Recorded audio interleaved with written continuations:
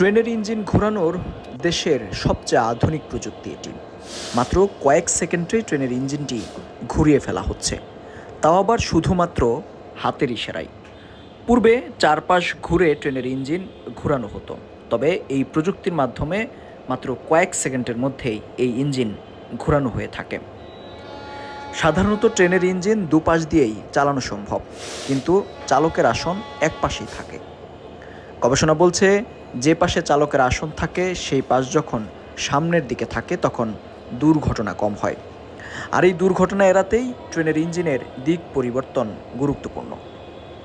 এই টেবিলকে বলা হয় টার্ন টেবিল। ইচ্ছে মতো যেদিকে খুশি ঘোরানো যায় বলেই এর নাম টার্ন টেবিল।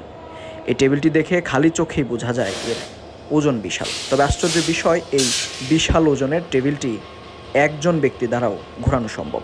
তবে আমরা দেখতে পাচ্ছি এই টেবিলটি এখন ঘোরাচ্ছে তিনজন। যদিও এই টেবিলটি বেশ পুরনো হওয়ায় তিনজন মিলে এই ট্রেনটি ঘুরিয়ে ফেলছেন। এভাবেই প্রতিদিন শত শত ট্রেনের ইঞ্জিন ঘোরানো হয় কমলাপুরে।